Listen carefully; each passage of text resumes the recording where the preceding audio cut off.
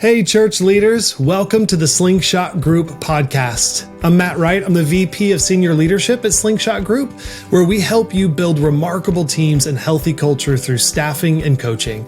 For our conversation today, I'm joined by the one and only Tim Foote. Tim's usually the guy who's hosting this podcast, but today we get to put him in the hot seat.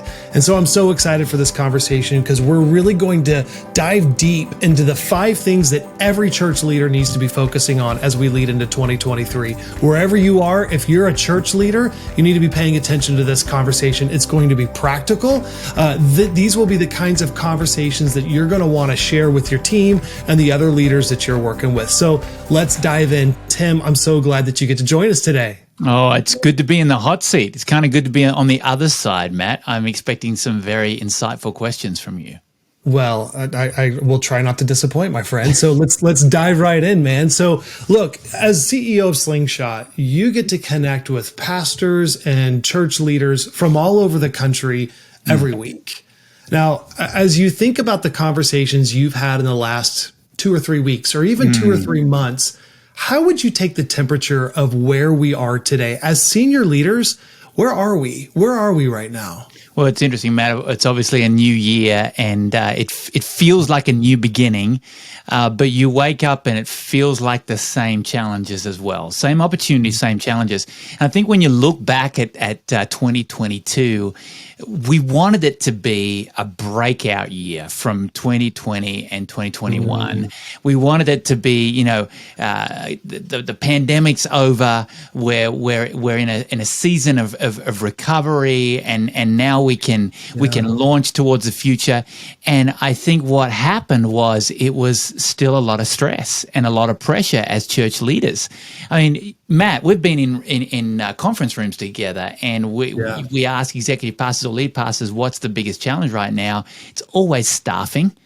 And it's the challenge of the political environment and how polarizing that is. It's the challenges around the economy, and of course the pandemic now is mental health. Yeah. And how we come alongside not just the people that we lead, but the people we lead with. We talk a lot about how we often get so focused on those that we're leading that we forget to focus on those beside us that we're leading with. And I think we're coming out of a year that's been still a lot of stress. We've seen leaders dumping out of the church. We're coming into 23 with potentially less resources than we had in 22. And so it really clarifies, I believe, the things that we need to focus on in this new year. Yeah, and I'd love for us to pivot there, because I know I've been surprised, and I think many of us have been surprised that it's the same problems we faced in 2022 that we were facing in 2021 and 2020. We were still facing the psychological, the mental health problems, still facing the financial problems, still facing those staffing problems that we had before. So let's pivot the conversation and let's look ahead to 2023. What do you think church leaders need to pay attention to as we look ahead to 2023?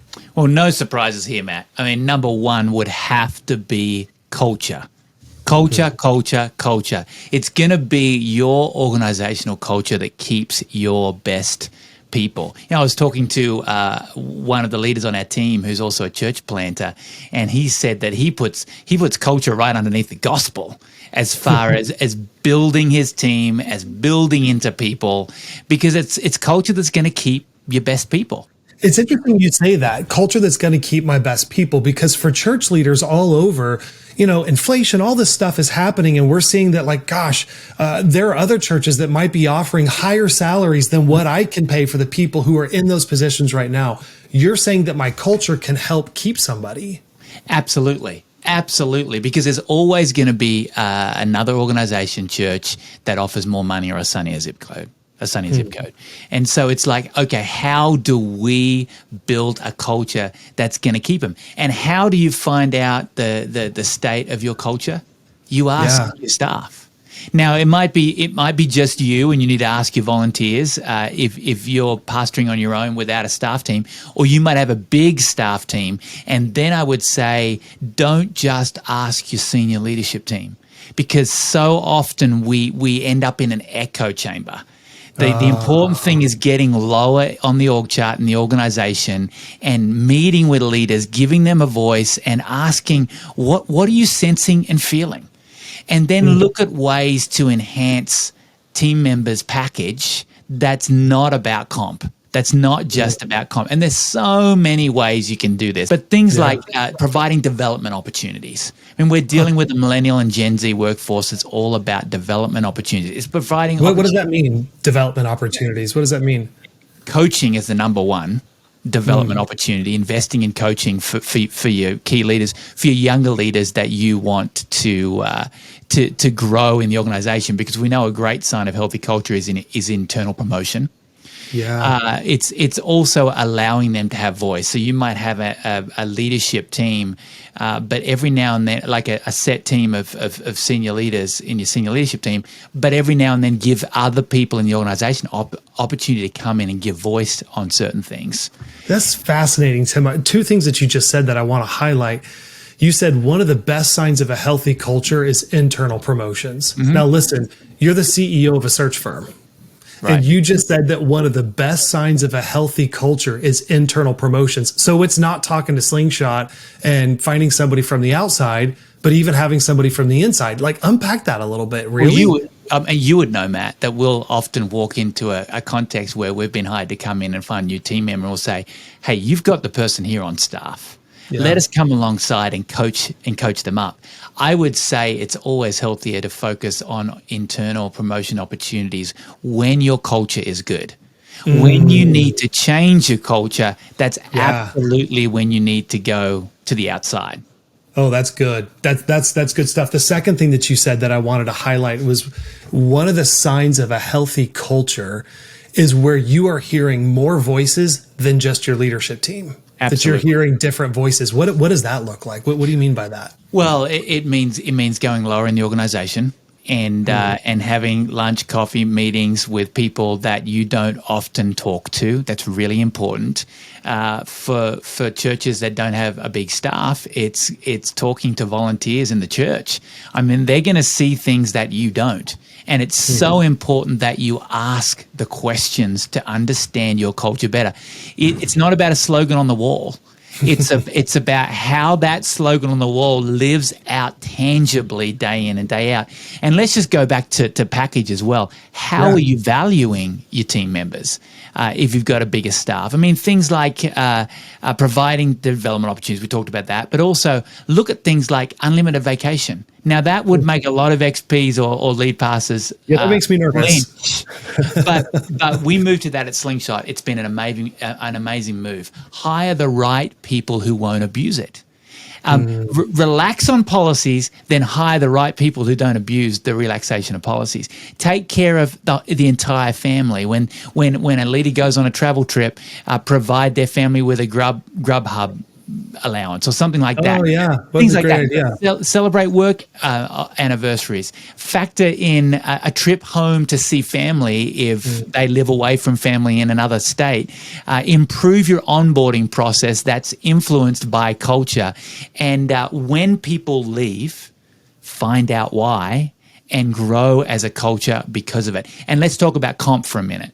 Now, we've just seen a big rise in inflation. It's a new year. We don't know what's going to happen. But I would still say honor your top talent with bonuses and pay increases whenever you can. Because, and this is from a staffing company again, if you don't do that, it's going to cost you more. So what about paying your top leaders a little more, and then you don't have to hire a group like us to find a new leader when they leave. And then when that new leader comes in, you end up paying them more anyway. So look at who your best people are and appreciate them appropriately. It speaks to culture. It speaks to culture. That's good. So you said, listen, you got to start off by asking the right questions. Ask the questions. Do you like to use surveys, or do you like to just ask the questions yourself and have all the conversations? I like to ask the questions myself. Because you're gonna get honest and real answers. I mean, surveys are great. There's a time for surveys, but I'm relational, and I love it when a lead pastor will meet with an executive pastor, will meet with all kinds of people in their organization and their church, and you'll get a different answer when you approach it relationally. Ask questions today. That's good. Okay, so number one, I asked you the question, what do church leaders in 2023, what do we need to be paying attention to? You said, number one, you got to pay attention to your staff culture. What's number two? Absolutely. Number two, I would say church leaders need to rethink how you build your team. And this goes back to number one, Matt. It goes back to culture, because you need to clarify who you are. Know who you are. It sounds really simple, but it's a new year. Revisit who you are as a church. What defines us? Identity determines function, and every remarkable mission needs a remarkable team. And we would say, the best leaders are built, not bought. And what do I mean by that? Yeah. I mean that match or fit, whatever word you want to use for a new leader coming to your team, is not established at time of hiring. You've seen enough to know, hey, I want this person on my team, but eventual match and fit on your team is going to come in the first couple of years of employment. And you absolutely want that to be the case. And here's why. We see this in the hiring process. Often when you hire somebody to a team who's from a bigger, more successful, and that's a really loose term, because what defines successful? Yeah. How do you write that down? Yeah, but your impression of what's successful, bigger church, they come into a new context and they just run standard plays that have worked for them previously. You don't want that. You want them to run your unique plays. I've got a son who's a high school athlete, and he was a freshman football player. Now he's a freshman basketball player, and he's good and he's playing varsity, but he has to learn the system first.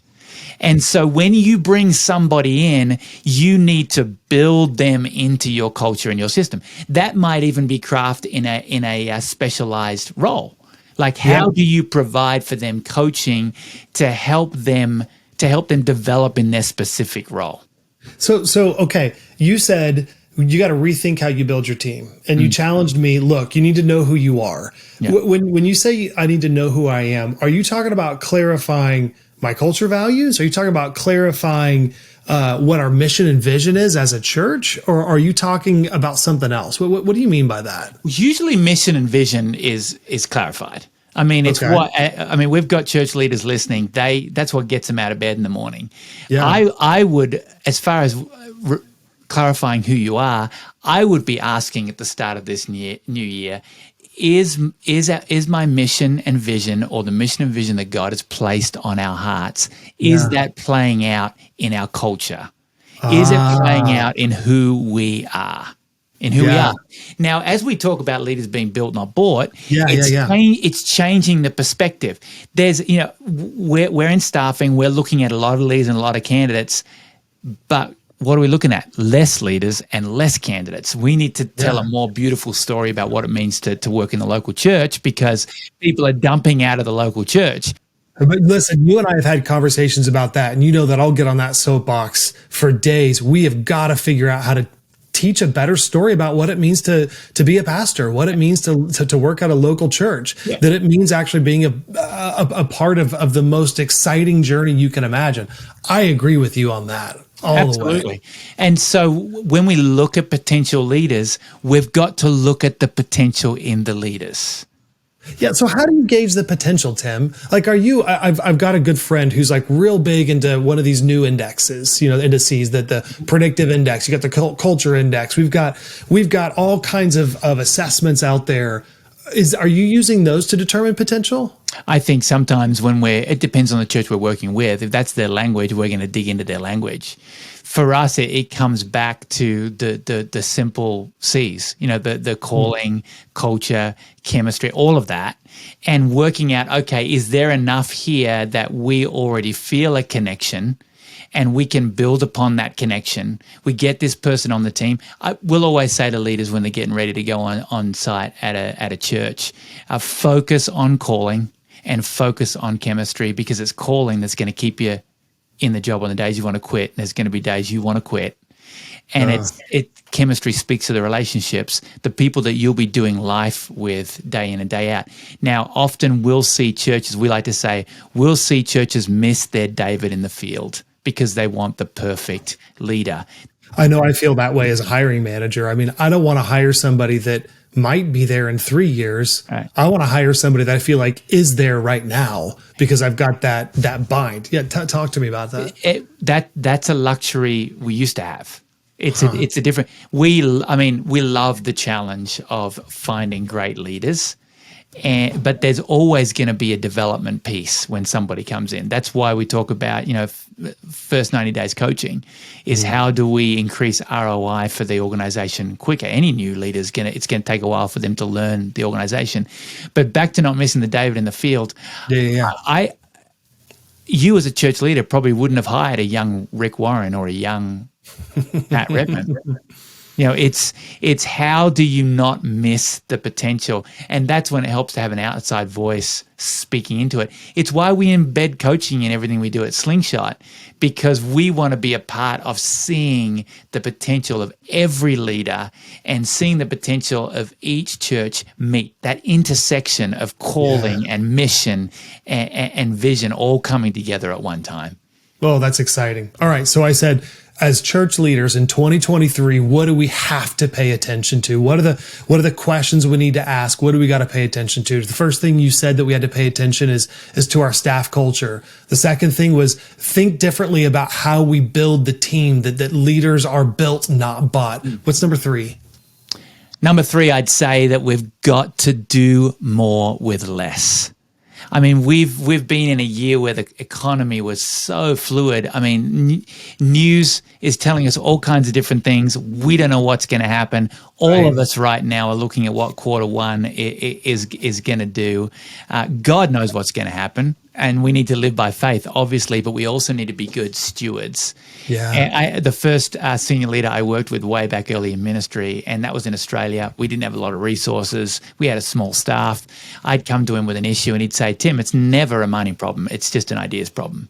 So we need to be innovative in 23. And I know you're probably listening and going, I was innovative in 22. I was innovative during a pandemic. Well, guess what? The church is different now. I mean, what happened in 20 and 21 transformed church for good. And we've got to be more innovative than ever before. And we've got to learn to do more with less. How are we good stewards with what we have? How are we evaluating our staff structure? How are we evaluating our ministry structure and our programs and not funding things that don't need to be funded anymore? Oh, wow. Yeah. How many conversations are we having with established churches that have really lost sight of the evaluation process and are still investing funds in programs they don't need anymore? Yep. That's why it's good to survey your people. And that's why it's good to get outside voices in, because we know, Matt, that most churches have budgets that are less this year than last year. We've got higher costs due to inflation, and now we need to lean in and work out, okay, how do we do more ministry with less resources? I was even this morning talking to another leader, and this leader was saying, man, our budget's going to be less than it was last year, and inflation has increased the cost of our staffing. So we're going from staffing being 50% of our budget to 65% of our budget, and we've changed nothing. And all of a sudden, they've got that 15% jump. It's interesting that you use that phrase. We need to do more ministry, but with maybe less ministries. Like maybe it's not all the activity. We've got to figure out, how do we assess which ministries is producing the most fruit? Yeah. How have you gone about that? How do we know which ministries are producing the most fruit? I think it's evaluation process again, and it's getting in a room with the right voices that you can trust.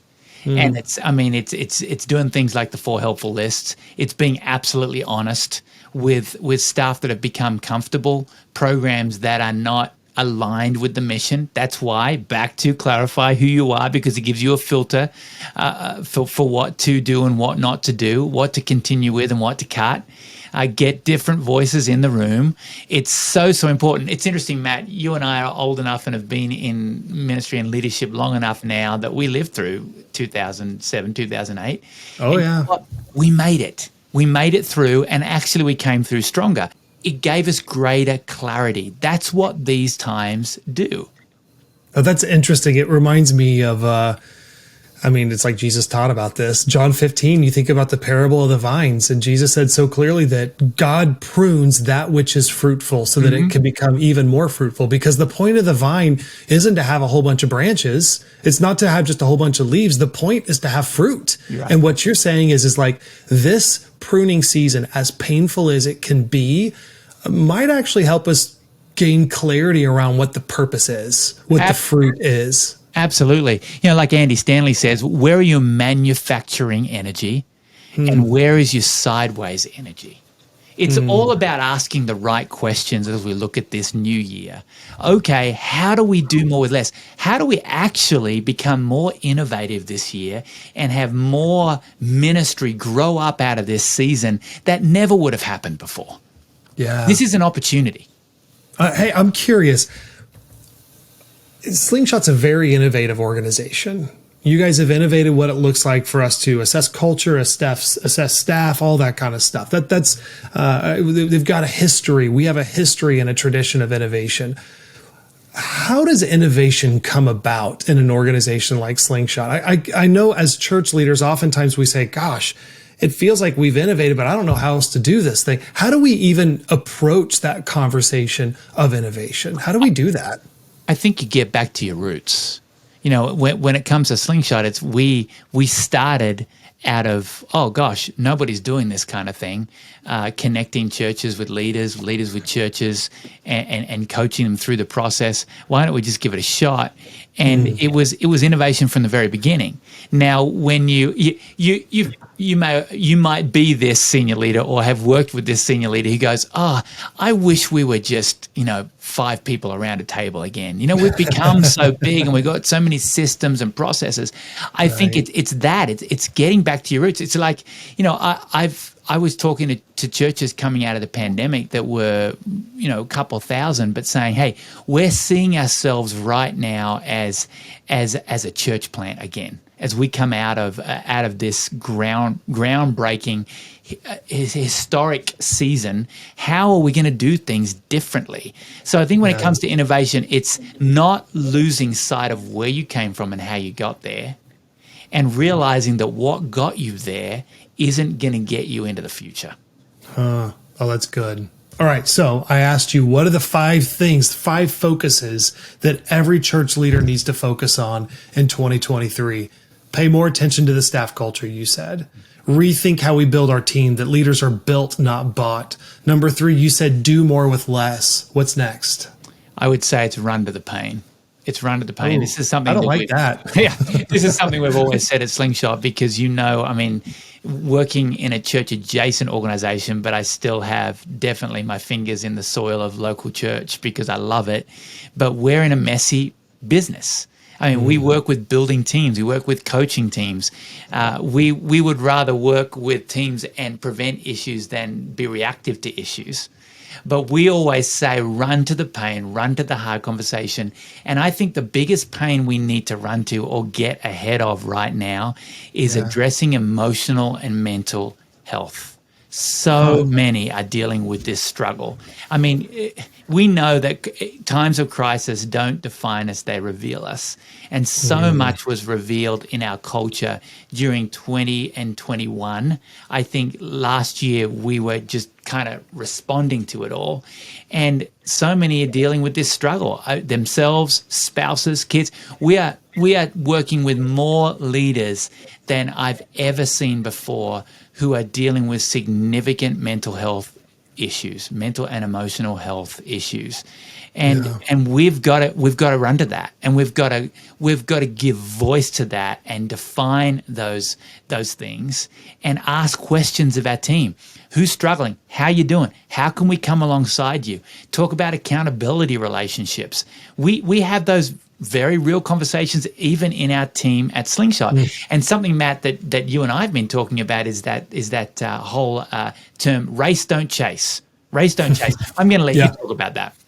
Yeah, I heard somebody wise say that once. You if you see a problem, you don't want to chase that problem. You want to race ahead of the problem. So if you see a financial problem on the way, race ahead of it. Race ahead and think, okay, if this actually happens, what are the things I'm going to do to respond? How are we going to mitigate the risk? How are we going to make sure that we are taking care of the ministry well? So in this one, it would be if mental health really is a massive challenge for 2023, and I agree, Tim, I think it is, then how do we think proactively about it? How do we not wait until we are at a crisis level to deal with that problem, but we deal with it now to keep us healthy? I even think about, you mentioned how many church leaders are struggling with mental health. I don't know many church leaders. As I think about the friends that I have that are pastors, just about every one of them has a therapist and talks about their relationship with their therapist on a regular basis. It's become normal. It's become something that we absolutely need to get ahead of us. Tim, I've got a question for you. Do you ever worry about crossing the line? I mean, me as a church leader, if I've got somebody in my team that I think might be struggling with anxiety, how do I have that conversation practically? Because I'm not a therapist. I'm not diagnosing them with anything. And I don't want to accuse them of something that might be offensive. How do I do that as a church leader practically? I think you've got to start with relational investment, relational context. And I think that's behind all breakdown on teams in churches is a deficit in that bank account of goodwill. And so be investing right now in relationships so that you can earn the right to ask how you doing and get an honest answer, and then have an environment where it's okay to not be okay. And I want to give church leaders listening right now permission to not be okay. You are not disqualified from ministry if you struggle with anxiety. If you have trouble getting up in the morning because the pressure seems so hard. If we look back on 22, 21, and 20, it became more difficult than ever to define the win, because everybody was telling you how to do your job. And any given day, you would have criticism coming from every angle. And no wonder people are struggling with anxiety. But when it comes to checking in on your team, just ask the question, but make sure you have the relational investment to start with. And that's simple ways. It's just spending more time with your team. I know you might be listening going, I don't have time to get my to-do list. Yeah, right. Let alone invest in relational equity with my team. There's ways that you can do that. And you said it too. As a leader, you have to have outside, a safe place to process on the outside. Therapist, coach, you shouldn't be in leadership without that. And it's not a weakness. It's an absolute strength, Matt. You've got to be keeping yourself healthy so you can invest healthily in your team. So that makes a lot of sense to me, because if I'm in a conversation with my team member and I haven't gone first and been proactive in managing my own health and my own mental health, or number two, if I don't have the relationship with them, it just sounds manipulative. That sounds weird. And of course that wouldn't be what I would want to do. So what I hear you telling us is that we got to run to the pain. We need to be proactive. We need to address the emotional and the mental health issues. We need to somehow make it an okay thing for us to not be okay and for us to talk about. And we need to support our staff teams as they're dealing with these struggles. That's good. All right. Absolutely. So we've talked about 4 things so far. What's the 5th? What's the final conversation? What's the final focus that church leaders need to have in 2023? Well, number 5, I'm going to state the obvious. Sorry, Matt. I'll let you know that straight away. And that is, we got to keep the focus on Jesus. We have to factor him in and be disciplined in our own journey of staying in the Word. First thing in the morning, last thing at the end of the day. It's perspective. It keeps us focused, and we get so busy. And we got to keep dreaming big dreams. We can't let challenges and struggles stop us from dreaming big dreams. I had a leader ask me recently, what's going to happen to the church? I said, I don't know what's going to happen to the church, but what I do know is she will prevail. Because that's written right there in Scripture. And we get a front row seat to watch that happen and be a part of that because of this divine partnership that Jesus invites us into. So don't forget to dream up things so big that they're sure to fail unless God is in them.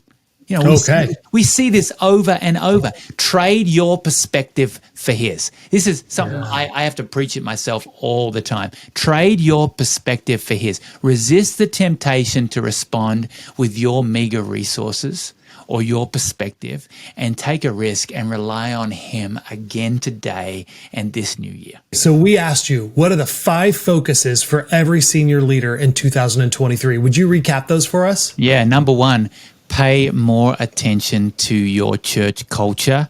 If you've got a team, your staff culture. If you don't, your volunteer culture. Number 2, you need to rethink how you build your team. There are so many different ways to do it, but above all, leaders are built, not bought. How are you developing leaders? Because healthy culture develops healthy leaders. Number 3, do more with less. Let's not get overwhelmed by the fact that we're in an unstable economic time. Let's be innovative. Number 4, run to the pain, race, don't chase, work out what you need to be responding to and respond to it. Be proactive, not reactive. And then finally, focus on Jesus. I would say persevere, fix your eyes on Jesus. You know, Hebrews 12, forget what's behind these challenges, race towards, strain towards what's ahead and what he's calling us to. Let's be the church in 2023. Oh, preach. And what I love about every one of these is that they're all proactive. That's what I'm taking from this, is that we've been reactive. In 2020, we had to react. 2021, we were still reacting. 2022, 2023, as we look ahead, let's be proactive. Let's get ahead. Let's race ahead of these issues. The mission of the church is worth it. Yes. It's worth it for us to be proactive.